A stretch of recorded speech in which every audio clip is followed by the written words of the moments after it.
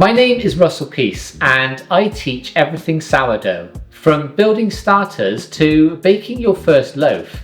This channel is your go-to for an easy to understand guide to sourdough.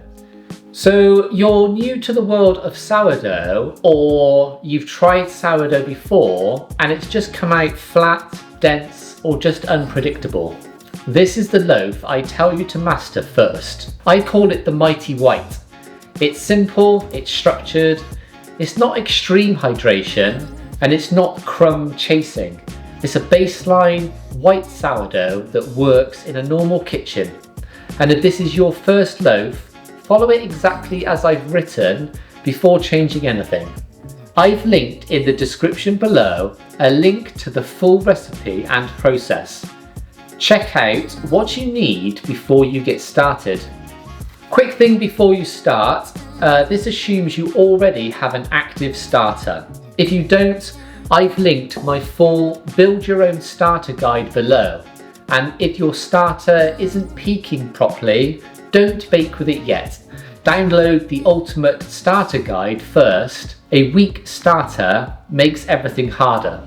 I want to cover a few key details that will help you create an exceptional first bake by helping you understand process control. All things that will help you understand why your bake might not be the same as mine. Throughout this process, I'm going to be recording the temperature of everything. Room temperature, dough temperature, even fridge temperature. If your dough is progressing differently to mine, it's most likely due to temperature. If you have the ability to check yours, you have the ability to understand your timings. If your environment is warmer, everything's going to happen quicker. And if your environment is cooler than mine, everything is going to happen slower. Neither is right or wrong, you just have to adapt it. Flour choice is also very important. You should be using a very strong white bread flour. My personal preference is North American or Canadian flour because of the quality and strength. Mine has a protein content of 14%, and I recommend an absolute minimum of 12% for ensuring great results. Before we even touch the flour, let's measure the room temperature. I'm sat at about 22 degrees centigrade, which is 72 degrees Fahrenheit. If your room temperature is near to 26-28 degrees centigrade, everything moves fast. It's going to be hard to control, so you're going to have to pay close attention to the dough behaviour. If your room temperature is near to 16-18 degrees centigrade, everything moves slowly. It's easier to control, but you need to give it more time. Neither is right nor wrong. You just need to learn to adapt to the behaviour of your dough. Now, I'm using warm water when I mix with my flour, and my water temperature is sitting at about 38 degrees centigrade. Why warm? Well, because I want fermentation to start off confidently, but because the room temperature is slightly cooler, the dough will gradually settle into a controlled pace. We're creating a nice slow curve that allows predictability, not a spike. If your room temperature is closer to 28 degrees centigrade, you might benefit from using cooler water temperature to slow things down slightly. Do not use water temperature higher than 38 degrees centigrade. You'll run the risk of damaging the yeast in the starter if the dough temperature is too hot. The first step is called Autolyse. We are going to be adding the flour and most of the water. I hold back about 10 to 20 millilitres of water for later.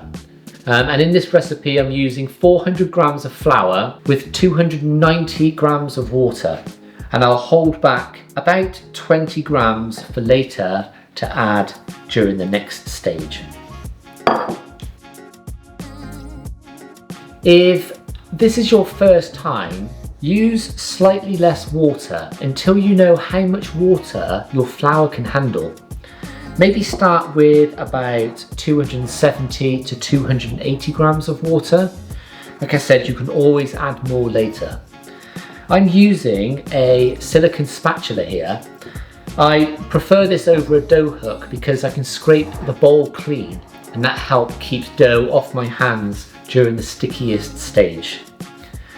Just mix until you don't see any dry flour. You don't need to knead it, you don't need to overthink it. We're just hydrating the flour. If you were conservative with the amount of water you initially added and you feel like there isn't enough to fully hydrate all of the flour, now is the time to add some more. Start with 10 grams or more and continue mixing until all of the flour is hydrated and there are no obvious dry lumps. Scrape the bowl down clean, and you'll thank me for this later because dried dough can be stubborn to clean. All I'm doing is working the flour and the water together with the spatula. It will probably take about 3 to 4 minutes to complete this process fully. And all you need to do is keep working it around and keep folding it in on itself until it's all mixed in. If you are using your hands, you will notice that it will be sticking to them. There isn't a huge amount you can do at this stage. Just continue, and then at the end try and scrape as much off as possible. Another really useful tool I have is a silicone scraper, which we use mainly later for pre-shaping and shaping, but it comes in really useful for removing the dough from the spatula and from the side of the bowl. All I like to do is give the bowl a light scrape just to remove some from the side of the bowl.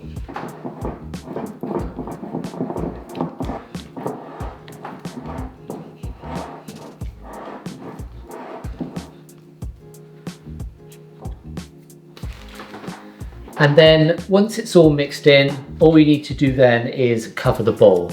Now, you can use a cloth, but if you live in a dry climate, it can dry the dough out slightly. And if that's the case, I recommend just a simple shower cap, and it goes over the bowl really nicely like that. And we're just going to let it rest 45 to 60 minutes. And for the purposes of controlling the process, we'll do a quick dough temperature, which is currently sat at 28 degrees centigrade.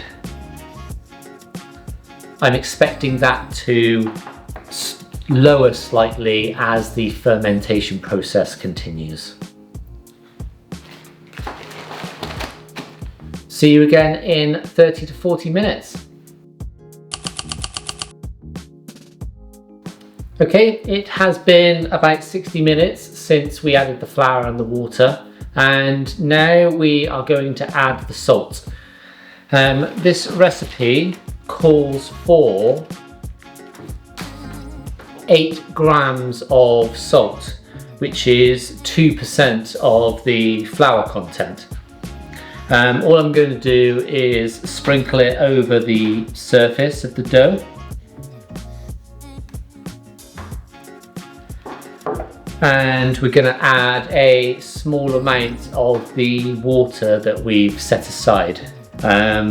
Start adding about 10 grams of water at a time. Try not to add too much too soon. We can always add more later, but I just like to get the salt hydrated with some fluid, get it dissolved, and I feel like it just mixes in with the dough a lot more evenly. And all we're going to do is push that into the dough slightly before we add our starter or leaven.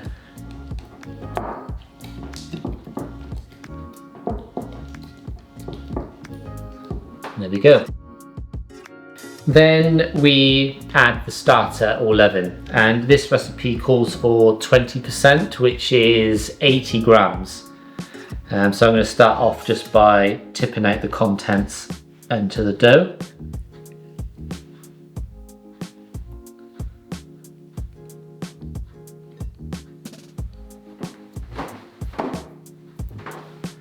All we're going to do to begin with is to just squeeze the dough with your hands and work the leaven into the dough.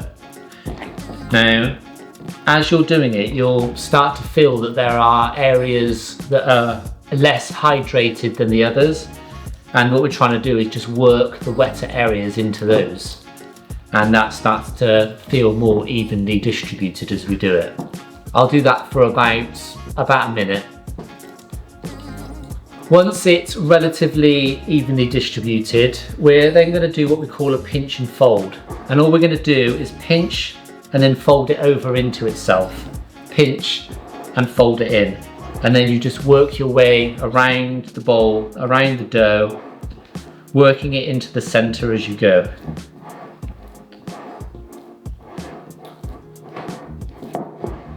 As you do this, you will begin to notice that the dough changes as it starts to become more elastic. It starts to feel more like you expect dough to feel. And we're going to do this for about 1 to 2 minutes. And once it's roughly combined, I'm going to switch to the roux ball method. And how this works is you're going to slide your hand underneath the dough, lift it and stretch it and release back. And then you repeat that process in a rhythm, working your way around the dough.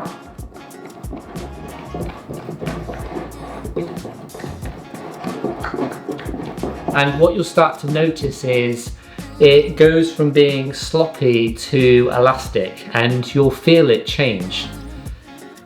This is building strength in the dough without kneading it aggressively. And again, we're going to do this for about 1 to 2 minutes.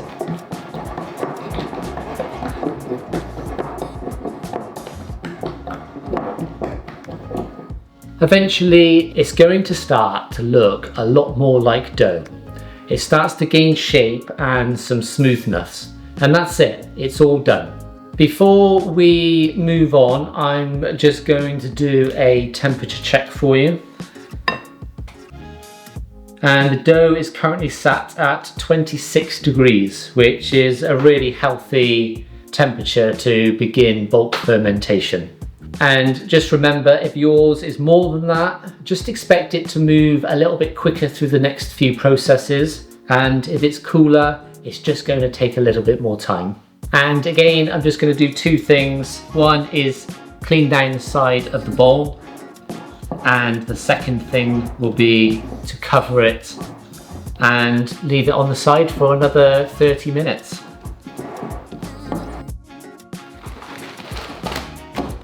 That's it, all done. Bulk fermentation starts now. Record the time so you know how long it is taking.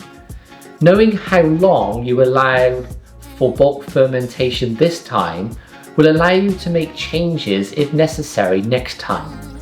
For beginners, I recommend stopping bulk at about 30 to 50% rise.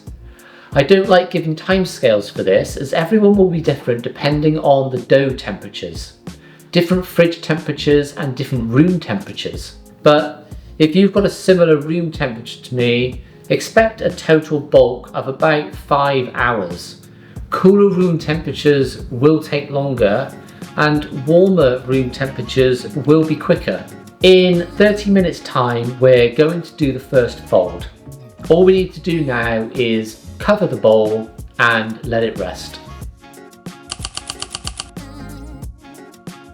During bulk fermentation, you need to fold the dough, and there are various techniques that one would use depending on the dough and how it is behaving. For the purpose of this process, designed for beginners, we're going to stick with what is called a coil fold. I tend to lean towards these the most, as they're the most versatile for many dough types. If bulk takes approximately 7 hours and we're going to complete approximately 5 folds, you have the choice of A, front loading them at the beginning, and this gives a more open crumb structure as it preserves the gases in the dough better, or evenly distributing them throughout the bulk process. This breaks down some of the gases later in the bulk process and can give you a tighter crumb structure. This might be better if you want to use bread for sandwiches or toast, and in future videos we'll do some side-by-side comparisons so you can see the true difference between those two options. Essentially, we're going to be coiling the dough in on itself, and you're going to want some water nearby because if you wet your hands slightly, you'll prevent the dough from sticking to your hands too much. All we're going to do is slide both hands underneath the dough in the top third, lift, and then lower back down again, and keep repeating that, and essentially the dough starts to coil in on itself as you work through. Don't tear the dough and don't force it. We're just lifting enough to stretch the dough slightly. Lift, coil, lower. Keep repeating until you've coiled the whole dough, and then rotate the bowl 90 degrees and repeat again. You will notice that the dough will hold its shape a lot better than it did before we started. As we repeat this every 30 minutes, it will strengthen and hold its form better each time. All we're going to do now is put the cover back on and leave it on the side for another 30 minutes.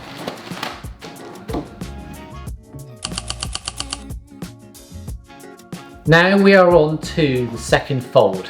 Now, as you can see, the dough has relaxed back again and is no longer holding the shape it did at the end of the first fold. This is telling us that it's ready for another fold. We're going to do the same process as before.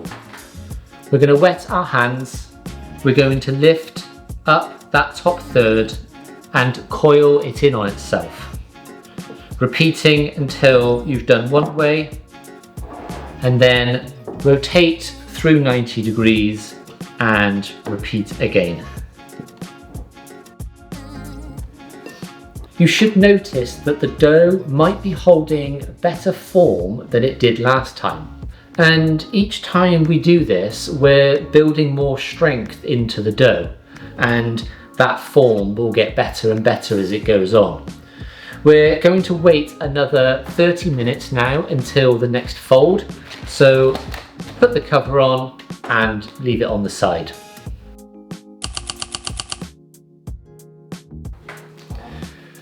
We are now on to the third coil fold, and this is much like the second fold. As you can see, the dough has relaxed back again and no longer holding its shape, and this is telling us that it is ready for another fold.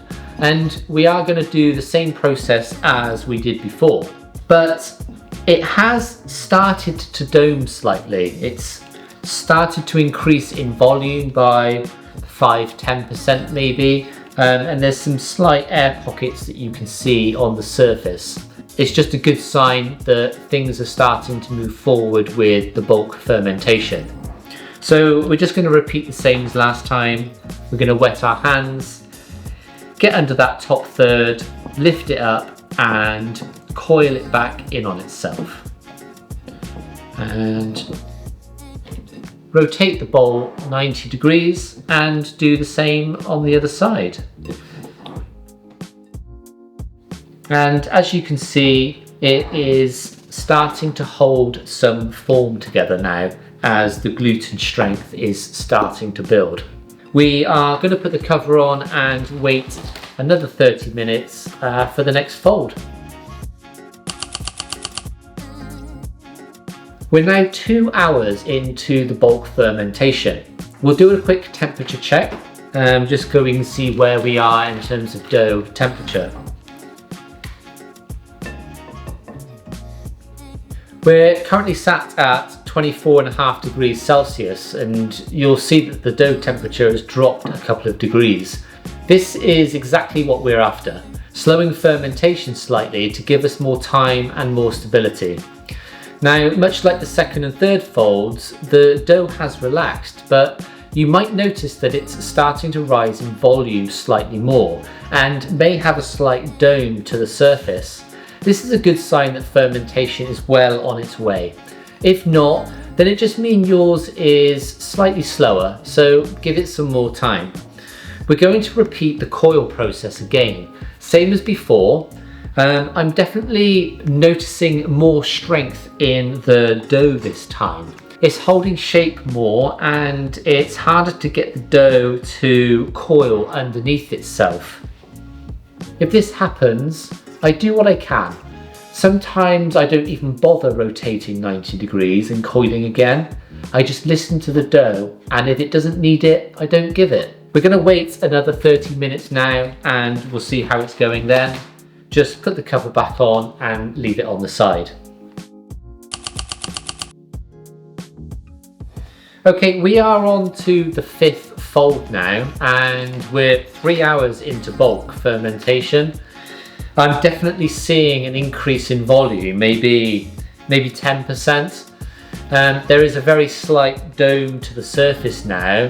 It's likely that this is going to be the last coil fold, and I will see whether I do the 90-degree one for the second part.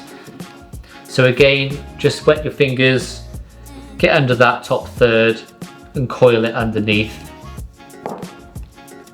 And actually it's not doing too bad. I will do the 90-degree one, but it's definitely holding its shape better than it did before. And there we go. I can feel that the dough feels stronger and more elastic than it did before, and that's what we're looking for. Could we have stopped at 4 folds? Could we add another 1 or 2 folds? Probably. The difference might be marginal, and in the future we'll do a side-by-side comparison, 1 fold versus 10 folds, and see what the outcome is. But for now we'll just stick here. Cover and leave the bowl on the side. I set a timer for 30 minutes and I just keep an eye on it every 30 minutes, and what we're doing is we're waiting to see for that 30 to 50% rise in the volume of dough, and I'll show you what that looks like when I get there. So here it is, a 30 to 50% rise, not doubling.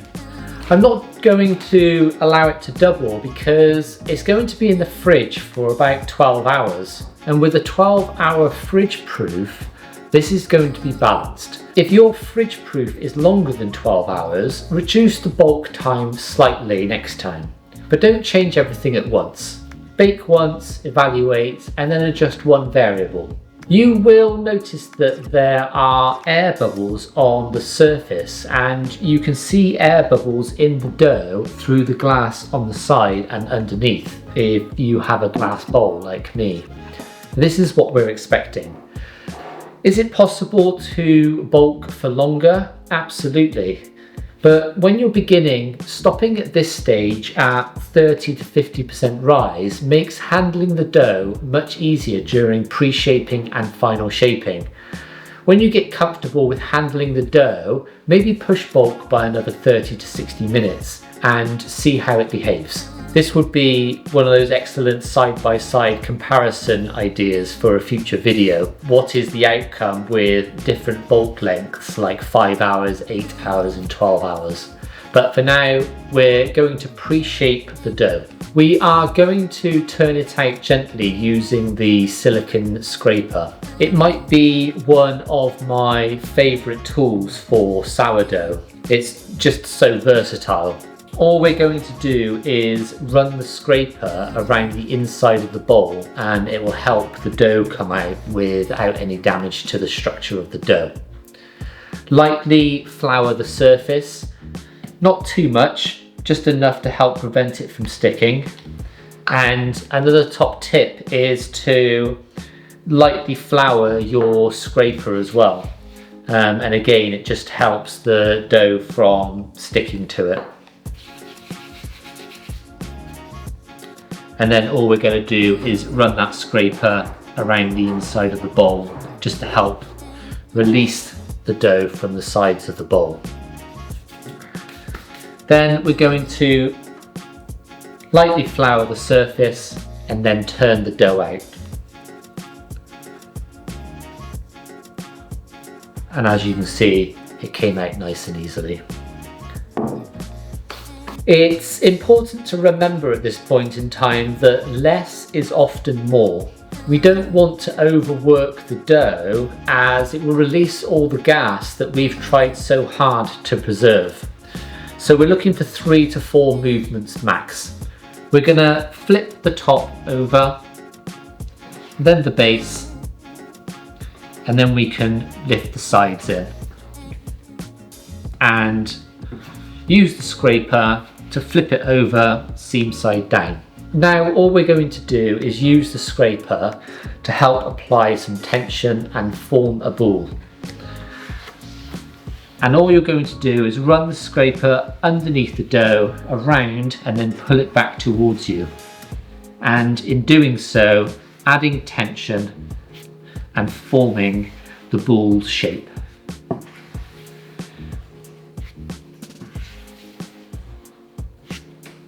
Now, this is always one of those harder techniques to master in the early stages of learning sourdough, and try not to worry about it, it will come with practice. This is why we start off with 30 to 50% rise on the bulk, because if the dough was over 80% risen, it becomes a lot more tricky to handle. All we're going to do now is cover and leave on the side for about 20 to 30 minutes.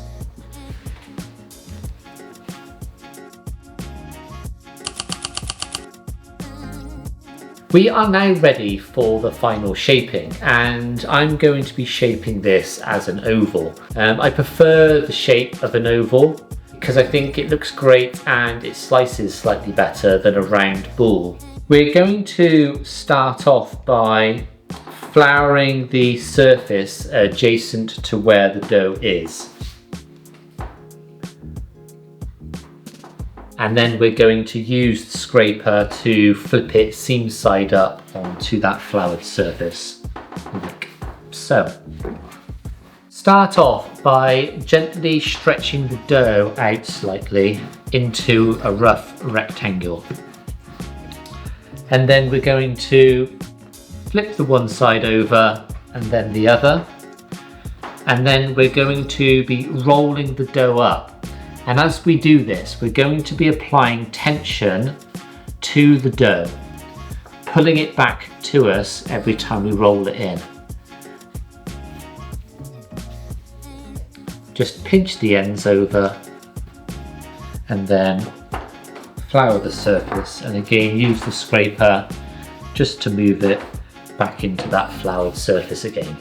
During the rolling, we wanted to add tension to the dough, a lot more than we did during the pre-shaping, but not too much that you're completely degassing it. You want the surface tension along the whole length of the dough, so remember firm but not too aggressive. We're going to place it seam side up into our basket. That way tomorrow we'll turn it out and bake it seam side down. I lightly dust my basket and the linen with rice flour, just because it helps prevent the dough from sticking slightly better than normal flour does. And again, you're going to use the scraper to help lift the dough up and place it into the basket. Now, if yours is similar to mine, you'll notice that the seam has started to open up slightly. What we can do at this point in time is stitch that section of dough back together. And all you do is you pinch one side, you pinch the other, and then cross it over, working your way along the dough, and then that's adding just extra tension to the dough itself. Give it a bit of a pinch along just to make sure it's well sealed. Give it another light dusting of flour, and then we can cover and then put into the fridge. Fridges are naturally dry, so I do recommend that you use a shower cap as opposed to a linen, but if you don't have one, you can just use a cloth or a piece of linen or something like that. You'll just have to be mindful that the dry air in the fridge can dry that surface out slightly. Before we do put it into the fridge, I am just going to do a quick dough temperature so you can compare it to where yours is at. And that has dropped ever so slightly. We're now at 24 degrees centigrade. And again, everyone's temperatures are going to be different. The main thing is that you can monitor it, compare it to your previous bakes, compare it to my bake, and it can help explain why things are moving slower or faster. But now this goes in the fridge for the next 12 hours and we get it out tomorrow to bake with, and I'll see you there. Now it's the moment we've all been waiting for. It's bake day. And first things first, make sure you turn your oven on 45 minutes before you want to bake. I preheat to 250 degrees centigrade or 480 degrees Fahrenheit. A hot oven gives a much better oven spring. If you're using a Dutch oven like me, make sure you also preheat this too. I have tried hot and cold Dutch ovens and I get better oven spring with a hot one, but by all means try it yourself and see which one works for you. This has been in the fridge now for 12 hours and it is nicely fermented. As you can see, it has continued to rise in the fridge. And as I've said before, if your fridge temperature is cooler than mine, it may have retarded the fermentation much more to the point that it has not risen anymore in the fridge. It's no problem. You can either continue as planned and follow and just learn for next time, and maybe next time you just add an extra hour or two in the bulk fermentation part before putting it into the fridge, or you can just leave it out now for a few hours before putting it into the oven. Whichever works for you. What we're going to do now is turn the dough out seam side down, and I turn mine out onto baking paper, and I also do this. I screw up my paper to help it form around the dough when it's in my Dutch oven. It just prevents any creases or indents in the side of the dough. Before we turn the dough out, I'll just take a final temperature reading. Okay, the dough is 8.5 degrees centigrade. Now I am going to put a very light dusting of flour, and this is just to prevent the dough from sticking to the baking paper. Then I place the baking paper on top and then turn the dough out. And we're going to lift the basket up, just being careful that the dough hasn't stuck to the linen. If it has, you may just need to add a little bit more rice flour next time. And then I'm just going to brush off any excess rice flour and then give it a gentle light dusting of normal flour. Give it a light rub just to make sure it's nice and even. Now I'm going to score the dough. We're going to cut at about 1 to 1.5 centimeters deep, which is about ½ inch, and we're going to cut at an angle of 30 degrees. I'm going to cut along the one side so that as it opens, the cut will then be on top of the loaf. And this gives a classic ear, which I personally love the look of. But by all means, try different scoring techniques that work for you.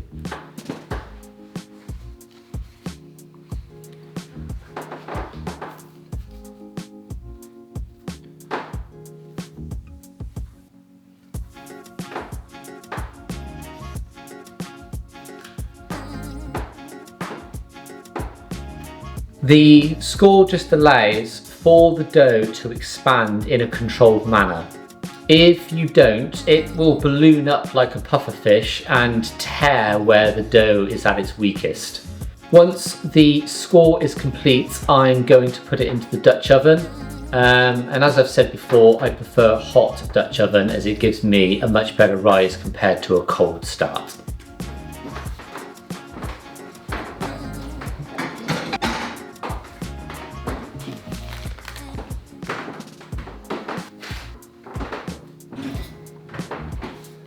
And that's it for now.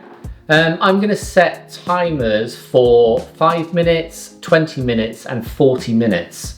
In 5 minutes time, I'm going to check to make sure that it is expanding as I'm expecting and that it's tearing in the right places.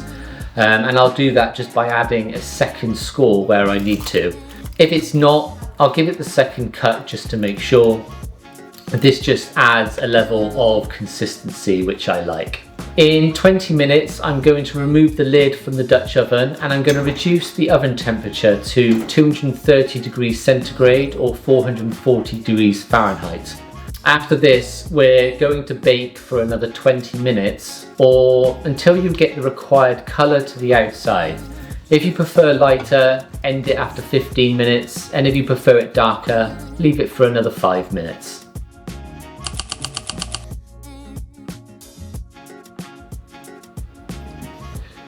Here we are with the finished product. It's time to evaluate it. Overall, I'm quite happy with this. It's got a good oval shape to it, and I think it's got a pretty good rise all in all. You can see where the initial cut was and how much it's opened up since then. And as expected, the ear is on the top of the loaf as I'd planned. So overall, I'm really happy with that. I can feel that it's soft inside already. The crust isn't very thick, but it's going to have a nice crisp to it.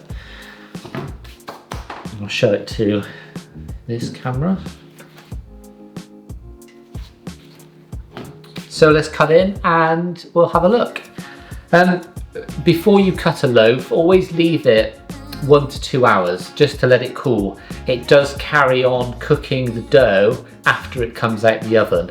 If you cut into it too quickly, you might notice that it's too gummy or hasn't cooked fully. So always give it an hour or two at least.